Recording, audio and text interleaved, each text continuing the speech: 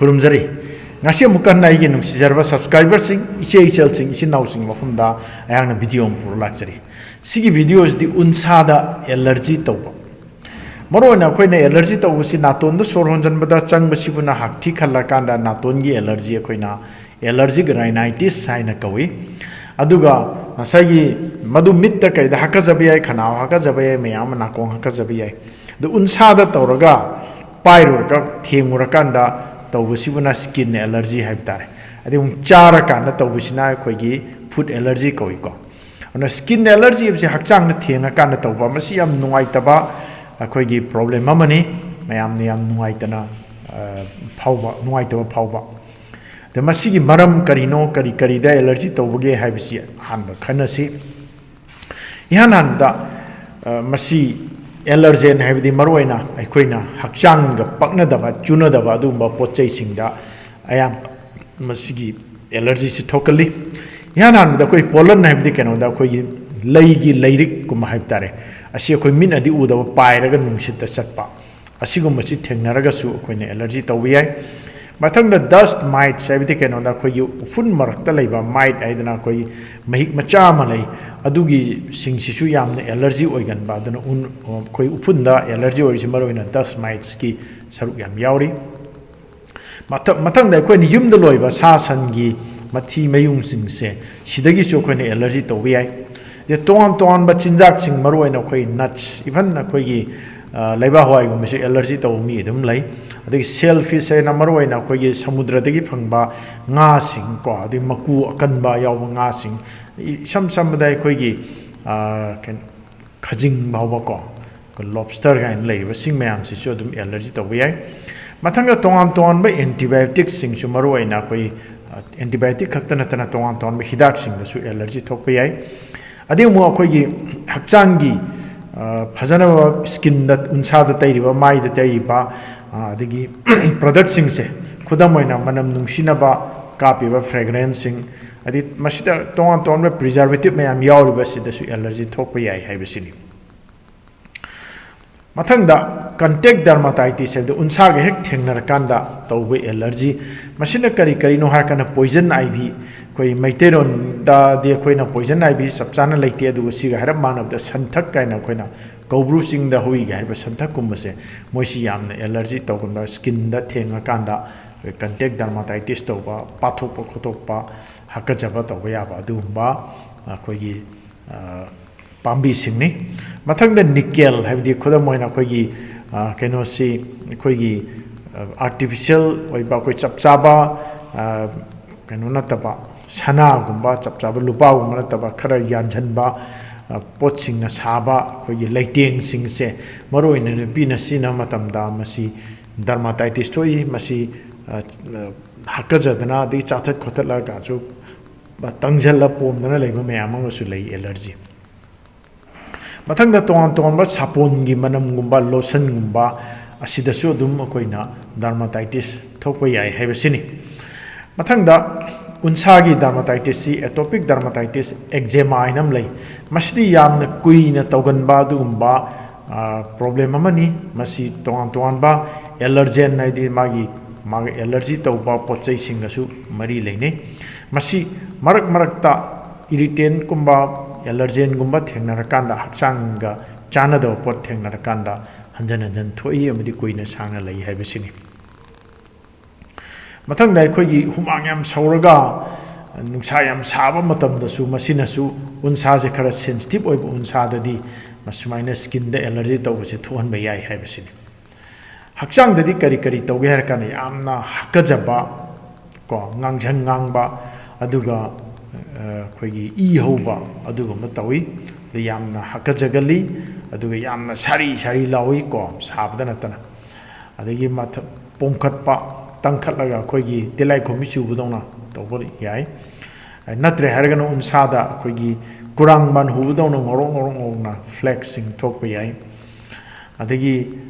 marakta di khoigi pongkhat khokatana khoi kurang ban go huraga even I bau thokpa yai yamna serious case study masikar maina thizen humjin gadage hargadi marwaina ꯑꯩꯈꯣꯏꯒꯤ history ꯃꯥꯒꯤ ꯀꯝꯄ꯭ꯂꯦꯟꯁꯤꯡ ꯀꯌꯥꯝ ꯀꯔꯝꯍꯥꯏꯅ ꯇꯧꯔꯛꯄ ꯈꯣꯠꯂꯛꯄ ꯍꯥꯏꯕꯁꯤ ꯊꯤꯖꯤꯟꯕ ꯌꯦꯡꯁꯤꯟꯕ ꯆꯪꯉꯤ ꯑꯗꯣ ꯇꯣꯉꯥꯟ ꯇꯣꯉꯥꯟꯕ ꯃꯁꯤꯗꯩꯗ ꯃꯔꯤ ꯂꯩꯅꯕ ꯑꯦꯂꯔꯖꯦꯟꯁꯤꯡꯁꯨ ꯄꯨꯊꯣꯛꯄ ꯆꯪꯉꯤ ꯑꯗꯨꯒ ꯐꯖꯅ ꯃꯥꯒꯤ ꯎꯟꯁꯥꯗꯣ ꯃꯨꯟꯅ ꯌꯦꯡꯕ ꯎꯟꯁꯥꯗ ꯊꯣꯛꯏꯕ ꯔꯤꯑꯦꯛꯁꯟꯗꯨ ꯌꯥꯝ ꯀꯨꯞꯅ ꯌꯦꯡꯕꯁꯨ ꯆꯪꯉꯤ ꯃꯊꯪꯗ ꯑꯩꯈꯣꯏ ꯄꯦꯠꯁ ꯇꯦꯁꯇꯤꯡ ꯍꯥꯏꯅ ꯑꯩꯈꯣꯏꯒꯤ ꯇꯣꯉꯥꯟ ꯇꯣꯉꯥꯟꯕ ꯁ꯭ꯀꯤꯟꯗ ꯍꯥꯏꯔꯤꯕ ꯄꯛꯅꯗꯕ ꯄꯣꯠꯇꯨꯒꯤ ꯑꯩꯈꯣꯏ ꯇꯦꯁ ꯇꯧꯕ ꯅꯞꯁꯜꯂꯒ ꯁꯨꯃꯥꯏꯅ ꯇꯧꯕꯁꯨ ꯂꯩ ꯅꯠꯇ꯭ꯔꯦ ꯍꯥꯏꯔꯒꯅ ꯑꯩꯈꯣꯏ ꯁ꯭ꯀꯤꯟ ꯄ꯭ꯔꯤꯛ ꯇꯦꯁ ꯇꯧꯕ ꯌꯥꯏ ꯁ꯭ꯀꯤꯟꯗ ꯑꯩꯈꯣꯏꯒꯤ ꯄ꯭ꯔꯤꯛ ꯇꯧꯔꯒ ꯇꯦꯁ ꯇꯧꯕ ꯌꯥꯏ ꯁ꯭ꯀꯤꯟ ꯄ꯭ꯔꯤꯛ ꯇꯦꯁ ꯀꯥꯏꯅ ꯂꯩ ꯑꯁꯤꯗ ꯅꯠꯇꯅ ꯏ ꯇꯦꯁ ꯇꯧꯕ ꯀꯥꯟꯗ ꯑꯩꯈꯣꯏꯅ ꯏꯗ ꯑꯩꯈꯣꯏ ꯏꯝꯃ꯭ꯌꯨꯅꯣꯒ꯭ꯂꯣꯕꯨꯂꯤꯟ ꯏ ꯍꯥꯏꯗꯤ ꯑꯦꯟꯇꯤꯕꯣꯗꯤꯁ ꯃꯌꯥꯝ ꯌꯥꯎꯕ ꯀꯔꯤ ꯀꯔꯤꯅꯣ ꯑꯩꯈꯣꯏꯅ ꯊꯤꯕ ꯌꯥꯏ ꯍꯥꯏꯔꯤꯕ ꯃꯥꯒꯤ ꯄꯥꯔꯇꯤꯀꯨꯂꯔ ꯑꯦꯂꯔꯖꯦꯟꯗꯨꯗ ꯑꯩꯈꯣꯏꯅ ꯊꯤꯕ ꯌꯥꯏ ꯏꯗꯁꯨꯀꯣ ꯂꯥꯏꯌꯦꯡꯕꯗꯤ ꯀꯔꯝꯍꯥꯏꯅ ꯌꯦꯡꯒꯗꯒꯦꯗꯤ ꯏꯍꯥꯟ ꯍꯥꯟꯕꯗ ꯄꯛꯅꯗꯕ ꯄꯣꯠꯁꯤ ꯊꯦꯡꯅꯔꯀꯥꯟꯗ ꯔꯤꯑꯦꯛꯁꯟ ꯊꯣꯛꯇꯅꯕ ꯃꯁꯤ ꯌꯥꯔꯤꯉꯩ ꯑꯦꯚꯣꯏꯗ ꯇꯧꯕ ꯑꯁꯤꯅ ꯈ꯭ꯋꯥꯏꯗꯒꯤ ꯐꯩ ꯑꯦꯚꯣꯏꯗ ꯇꯧꯕ ꯉꯝꯃꯒꯗꯤ ꯑꯦꯚꯣꯏꯗ ꯇꯧꯕ ꯉꯝꯗ꯭ꯔꯒꯗꯤ ꯀꯔꯤ ꯇꯧꯕ ꯇꯥꯏ ꯃꯔꯨꯑꯣꯏꯅ ꯖꯒꯥ ꯖꯒꯥꯗꯨꯗꯩꯗ ꯑꯩꯈꯣꯏꯅ ꯀꯣꯔꯇꯤꯀꯣꯁꯇꯦꯔꯣꯏꯗꯀꯤ ꯃꯣꯂꯣꯝꯒꯨꯝꯕ ꯇꯩꯕ ꯌꯥꯏ ꯑꯗꯨꯒ ꯇꯣꯉꯥꯟ ꯇꯣꯉꯥꯟꯕ ꯀꯦꯂꯥꯃꯤꯟ ꯂꯣꯁꯟꯒꯨꯝꯕ ꯖꯒꯥꯗꯨ ꯈꯔ ꯑꯩꯈꯣꯏꯅ ꯀꯩꯅꯣ ꯇꯧꯅ ꯅꯨꯡꯉꯥꯏꯅꯕ ꯀꯦꯂꯥꯃꯤꯟ ꯂꯣꯁꯟꯒꯨꯝꯕ ꯇꯩꯕ ꯌꯥꯏ ꯍꯥꯏꯕꯁꯤꯅꯤ ꯑꯗꯨꯅ ꯏꯔꯤꯇꯦꯁꯟ ꯇꯧꯕꯒꯨꯝꯕ ꯈꯔ ꯐꯍꯜꯂꯤ ꯑꯁꯤꯗ ꯅꯠꯇꯅ ꯇꯣꯉꯥꯟ ꯇꯣꯉꯥꯟꯕ ꯑꯩꯈꯣꯏꯒꯤ ꯍꯤꯗꯥꯛꯁꯤꯡ ꯆꯥꯕ ꯌꯥꯏ ꯃꯔꯨꯑꯣꯏꯅ ꯑꯦꯟꯇꯤꯍꯤꯁꯇꯥꯃꯤꯟꯁꯤꯡꯁꯦ ꯗꯥꯏꯐꯦꯟ ꯍꯥꯏꯗ꯭ꯔꯥꯃꯤꯟ ꯌꯥꯎꯕ ꯁꯦꯇ꯭ꯔꯤꯖꯤꯟ ꯌꯥꯎꯕ ꯑꯁꯤꯒꯨꯝꯕ ꯑꯩꯈꯣꯏꯒꯤ ꯑꯣꯔꯦꯜ ꯃꯦꯗꯤꯀꯦꯁꯟ ꯃꯌꯥꯝ ꯑꯩꯈꯣꯏ ꯆꯤꯟꯅ ꯆꯥꯕ ꯌꯥꯕ ꯃꯦꯗꯤꯀꯦꯁꯟ ꯃꯌꯥꯝ ꯁꯤꯖꯤꯟꯅꯕ ꯌꯥꯏ ꯃꯊꯪꯗ ꯑꯩꯈꯣꯏ ꯀꯣꯔꯇꯤꯀꯣꯁꯇꯦꯔꯣꯏꯗꯀꯨꯝꯕꯁꯨ ꯑꯗꯨꯝ ꯁꯤꯖꯤꯟꯅꯕ ꯌꯥꯏ ꯑꯗꯒꯤ ꯑꯃꯨꯛ ꯏꯝꯃ꯭ꯌꯨꯅꯣꯊꯦꯔꯥꯄꯤ ꯍꯥꯏꯕꯁꯤꯅ ꯀꯩꯅꯣ ꯍꯥꯏꯔꯀꯥꯟꯗ ꯉꯁꯥꯏꯒꯤ ꯑꯦꯂꯔꯖꯤꯁꯤ ꯊꯣꯛꯏꯕ ꯑꯦꯂꯔꯖꯦꯟꯁꯤꯡꯗꯨ ꯊꯤꯒꯠꯄꯤꯔꯀꯥꯟꯗ ꯃꯗꯨ ꯑꯩꯈꯣꯏꯅ ꯃꯔꯨꯑꯣꯏꯅ ꯏꯟꯖꯦꯛꯁꯟ ꯇꯧꯔꯒ ꯏꯝꯃ꯭ꯌꯨꯅꯣꯊꯦꯔꯥꯄꯤ ꯇꯧꯕ ꯌꯥꯏ ꯑꯗꯨꯒ ꯂꯩ ꯃꯈꯥꯗ ꯊꯥꯊꯔꯒꯁꯨ ꯇꯧꯕ ꯌꯥꯏ ꯑꯗꯣ ꯏꯟꯖꯦꯛꯁꯟ ꯇꯧꯕꯁꯤ ꯕꯔꯥꯕꯔ ꯃꯤꯅ ꯑꯦꯛꯁꯦꯞ ꯇꯧꯅꯤꯡꯗꯦ ꯇꯧꯒꯟꯗꯦ ꯑꯗꯨꯅ ꯂꯩ ꯃꯈꯥꯗ ꯊꯥꯗꯕꯁꯤꯅ ꯈ꯭ꯋꯥꯏꯗꯒꯤ ꯐꯩ ꯑꯩꯍꯥꯛ ꯏꯁꯥꯃꯛꯅꯁꯨ ꯂꯩ ꯃꯈꯥꯗ ꯗ꯭ꯔꯣꯞ ꯊꯥꯗꯔꯒ ꯇꯧꯕ ꯂꯥꯏꯌꯦꯡꯕ ꯑꯩꯈꯣꯏ ꯏꯝꯃ꯭ꯌꯨꯅꯣꯊꯦꯔꯥꯄꯤꯁꯦ ꯑꯩꯍꯥꯛ ꯇꯧꯖꯔꯤ ꯆꯍꯤ 5 ꯁꯨꯖꯔꯦ ꯃꯌꯥꯝ ꯃꯇꯦꯡ ꯇꯧꯖꯕ ꯌꯥꯏ ꯃꯊꯪꯗ ꯑꯩꯈꯣꯏꯒꯤ ꯎꯟꯁꯥꯁꯤ ꯊꯣꯠꯇꯣꯛꯅꯕ ꯑꯩꯈꯣꯏꯒꯤ ꯗ꯭ꯔꯥꯏ ꯑꯣꯏꯔꯒꯗꯤ ꯌꯥꯝ ꯍꯦꯟꯅ ꯅꯨꯡꯉꯥꯏꯇꯦ ꯏꯔꯤꯇꯦꯕꯜ ꯑꯣꯏꯌꯦꯕ ꯑꯗꯨꯅ ꯊꯣꯠꯇꯣꯛꯅꯕ ꯇꯣꯉꯥꯟ ꯇꯣꯉꯥꯟꯕ ꯁ꯭ꯀꯤꯟꯒꯤ ꯍꯥꯏꯗ꯭ꯔꯦꯁꯟꯒꯤ ꯀꯩꯀꯩ ꯇꯩꯅꯕ ꯈꯣꯠꯅꯕ ꯇꯧꯕ ꯌꯥꯏ ꯑꯗꯨꯒ ꯏꯁꯥꯅꯁꯨ ꯏꯁꯤꯡ ꯃꯥꯏꯁꯤꯡ ꯌꯥꯝ ꯊꯛꯄꯤ ꯈꯣꯠꯄꯤꯗꯅ ꯍꯥꯏꯔꯤꯕ ꯍꯥꯏꯗ꯭ꯔꯦꯁꯟꯁꯦ ꯇꯧꯅꯕ ꯍꯣꯠꯅꯕꯤꯕ ꯗꯔꯀꯥꯔ ꯂꯩ ꯍꯥꯏꯕꯁꯤꯅꯤ ꯏꯁꯥꯅꯗꯤ ꯀꯔꯤ ꯇꯧꯕꯤꯕ ꯌꯥꯏ ꯍꯥꯏꯔꯗꯤ ꯏꯍꯥꯟ ꯍꯥꯟꯕꯗ ꯑꯦꯂꯔꯖꯦꯟꯁꯤꯡꯁꯤ ꯑꯦꯚꯣꯏꯗ ꯇꯧꯕ ꯃꯁꯥꯅ ꯈꯪꯗꯣꯛꯄꯤꯕ ꯏꯁꯜꯂꯒ ꯊꯝꯕꯤꯕ ꯀꯔꯤ ꯀꯔꯤ ꯄꯣꯠꯇꯩ ꯑꯦꯂꯔꯖꯤ ꯇꯧꯕꯒꯦ ꯍꯥꯏꯕꯁꯦ ꯑꯗꯩ ꯑꯃꯨꯛ ꯉꯁꯥꯏꯒꯤ ꯁ꯭ꯀꯤꯟꯒꯤ ꯀꯦꯌꯔ ꯂꯧꯕꯁꯤ ꯈꯔ ꯃꯈꯩ ꯆꯦꯛꯁꯤꯟꯕ ꯌꯥꯝꯅ ꯃꯅꯝ ꯅꯨꯡꯁꯤꯕ ꯑꯗꯒꯤ ꯃꯅꯝ ꯀꯟꯕ ꯁꯥꯄꯣꯟꯅꯆꯤꯡꯕ ꯑꯗꯒꯤ ꯌꯥꯝꯅ ꯑꯩꯈꯣꯏ ꯄ꯭ꯔꯤꯖꯥꯔꯕꯦꯇꯤꯞ ꯌꯥꯝ ꯍꯥꯞꯄ ꯃꯣꯏꯆꯔꯥꯏꯖꯔꯒꯨꯝꯕ ꯀꯔꯤꯒꯨꯝꯕ ꯑꯩꯈꯣꯏ ꯀꯣꯁꯃꯦꯇꯤꯛꯁꯤꯡꯁꯤ ꯌꯥꯔꯤꯈꯩ ꯆꯦꯛꯁꯤꯟꯅ ꯁꯤꯖꯤꯟꯅꯕ ꯇꯉꯥꯏ ꯐꯗꯦ ꯃꯊꯪꯗ ꯖꯒꯥꯁꯤꯡꯁꯤꯗꯩꯗ ꯌꯥꯝꯅ ꯍꯥꯀꯠꯆꯕ ꯌꯥꯝꯅ ꯁꯥꯒꯠꯄ ꯇꯧꯕ ꯀꯥꯟꯁꯤꯗꯩꯗ ꯑꯏꯪꯕ ꯊꯣꯝꯕ ꯃꯔꯨꯑꯣꯏꯅ ꯑꯥꯏꯁ ꯄꯦꯛꯀꯨꯝꯕ ꯊꯣꯝꯕ ꯀꯥꯟꯅꯩ ꯑꯗꯨꯒ ꯐꯤꯔꯣꯟꯁꯤ ꯌꯥꯔꯤꯉꯩ ꯈꯔ ꯀꯣꯝꯂꯞ ꯁꯦꯠꯄꯁꯤ ꯌꯥꯝ ꯇꯉꯥꯏ ꯐꯗꯦ ꯍꯥꯏꯕꯁꯤꯅꯤ ꯃꯔꯨꯑꯣꯏꯅ ꯑꯁꯥꯕ ꯂꯝꯗ ꯍꯨꯃꯥꯡ ꯁꯧꯕ ꯂꯝꯗ ꯂꯩꯔꯒꯗꯤ ꯐꯤ ꯈꯤꯇꯪ ꯀꯣꯝꯂꯞ ꯁꯦꯠꯄꯁꯤꯅ ꯐꯩ ꯑꯗꯨꯒ ꯏꯁꯥꯒꯤ ꯈꯨꯖꯤꯟ ꯈꯨꯌꯥꯗꯤ ꯌꯥꯔꯤꯉꯩ ꯇꯦꯟꯅ ꯊꯝꯕꯤꯕ ꯃꯔꯨꯑꯣꯏꯅ ꯑꯩꯈꯣꯏꯒꯤ ꯎꯟꯁꯥꯁꯤ ꯈꯨꯖꯤꯟꯅꯒ ꯈꯣꯠꯇꯅꯕ ꯍꯥꯀꯠꯆꯔ ꯍꯦꯛ ꯈꯣꯠꯂꯨꯕꯒꯨꯝꯕ ꯇꯧꯁꯤꯗ ꯎꯟꯁꯥꯗ ꯌꯥꯝ ꯁꯣꯛꯏ ꯑꯗꯨꯅ ꯈꯨꯖꯤꯟꯁꯤ ꯇꯦꯜꯍꯟꯕꯤꯕ ꯑꯗꯨꯒ ꯏꯁꯥꯒꯤ ꯁ꯭ꯇ꯭ꯔꯦꯁꯀꯨꯝꯕ ꯇꯦꯟꯁꯟꯒꯨꯝꯕ ꯂꯩꯔꯒꯗꯤ ꯃꯁꯤ ꯈꯔ ꯃꯈꯩ ꯐꯅꯕ ꯍꯣꯠꯅꯕꯤꯕ ꯑꯁꯤ ꯌꯥꯝ ꯇꯉꯥꯏ ꯐꯗꯦ ꯃꯔꯝꯗꯤ ꯁ꯭ꯇ꯭ꯔꯦꯁꯀꯨꯝꯕ ꯇꯦꯟꯁꯟꯒꯨꯝꯕ ꯂꯩꯔꯒꯅ ꯈꯔꯒ ꯍꯦꯟꯅ ꯍꯥꯀꯠꯆꯕ ꯅꯨꯡꯉꯥꯏꯇꯕ ꯐꯥꯎꯏ ꯍꯥꯏꯕꯁꯤꯅꯤ ꯑꯗꯨꯅ ꯂꯣꯏꯁꯤꯜꯂꯛꯄꯗ ꯎꯟꯁꯥꯒꯤ ꯑꯦꯂꯔꯖꯤ ꯇꯧꯕ ꯂꯥꯏꯌꯦꯡꯒꯦ ꯍꯥꯏꯇꯥꯔꯕꯗꯤ ꯗꯥꯛꯇꯔꯒ ꯐꯖꯅ ꯇꯥꯟꯅꯕꯤꯌꯨ ꯏꯁꯥꯅꯁꯨ ꯀꯔꯤ ꯀꯔꯤ ꯄꯣꯠꯇꯩ ꯑꯦꯂꯔꯖꯤ ꯇꯧꯕꯅꯣ ꯍꯥꯏꯁꯤ ꯈꯪꯗꯣꯛꯄ ꯆꯪꯉꯤ ꯈꯪꯕ ꯉꯝꯕꯤꯗ꯭ꯔꯒꯅ ꯑꯩꯈꯣꯏ ꯁ꯭ꯀꯤꯟ ꯄ꯭रिꯛ ꯇꯦꯁ ꯇꯧꯔꯒ ꯊꯤꯗꯣꯛꯄ ꯆꯪꯉꯤ ꯀꯔꯤ ꯀꯔꯤꯗ ꯑꯦꯂꯔꯖꯤ ꯇꯧꯔꯤꯅꯣꯅ ꯈꯪꯕꯤꯔꯕ ꯃꯇꯨꯡꯗ ꯑꯩꯅ ꯑꯦꯚꯣꯏꯗ ꯇꯧꯕ ꯉꯝꯃꯣꯏ ꯇꯧꯕꯤꯕ ꯌꯥꯏ ꯆꯥꯅꯕ ꯊꯛꯅꯕ ꯆꯤꯟꯖꯥꯛꯁꯤꯡ ꯑꯦꯚꯣꯏꯗ ꯇꯧꯕꯤꯕ ꯌꯥꯏ ꯑꯗꯨꯒ ꯁꯣꯔ ꯍꯣꯟꯖꯟꯕꯗ ꯆꯪꯕꯒꯨꯝꯕ ꯑꯦꯚꯣꯏꯗ ꯇꯧꯕ ꯉꯝꯗꯕ ꯀꯥꯡꯕꯨꯁꯤꯡꯗꯤ ꯑꯩꯈꯣꯏꯅ ꯏꯝꯃ꯭ꯌꯨꯅꯣꯊꯦꯔꯥꯄꯤ ꯌꯥꯔꯤꯉꯩ ꯇꯧꯕꯤꯕꯁꯤꯅ ꯈ꯭ꯋꯥꯏꯗꯒꯤ ꯃꯔꯨꯑꯣꯏꯕ ꯑꯗꯒꯤ ꯃꯄꯨꯡ ꯑꯣꯏꯕ ꯂꯥꯏꯌꯦꯡꯅꯤ ꯍꯥꯏꯕꯁꯤನಿ ꯃꯔꯝꯗꯤ ꯍꯤꯗꯥꯛ ꯁꯨꯝ ꯆꯥꯔꯒ ꯂꯩꯕ ꯌꯥꯗꯕꯅꯤꯅ ꯍꯥꯏꯕꯗꯤ ꯑꯦꯂꯔꯖꯤ ꯍꯥꯏꯕꯁꯤ ꯍꯤꯗꯥꯛ ꯆꯥꯔꯒ ꯅꯝꯊꯩ ꯍꯥꯏꯕꯗꯤ ꯈꯪꯉꯦ ꯑꯗꯨ ꯑꯣꯏꯔꯁꯨ ꯄꯨꯔꯥ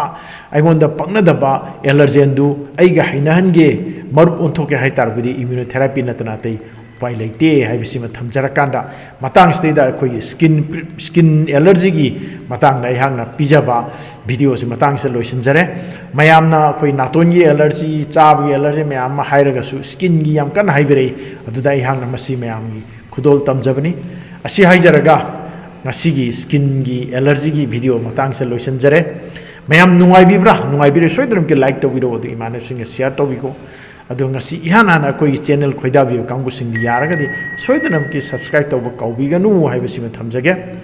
aduga staying period channel se hakchang phana laina ba wakal phana laina ba amadi amaga khucham naraga yamna chawkhot pa nungai bu khunai ma semin na bi wakalon da puthok chaba apik pa youtube ki channel ma khangni masu phajana mangjin thana chatna ba mayam na chogot pi bedagi ngasidi yamna phajana chathajari asida makta loiselakpada dr Dhakeswar me apon pu khurum jari amdi nolok jari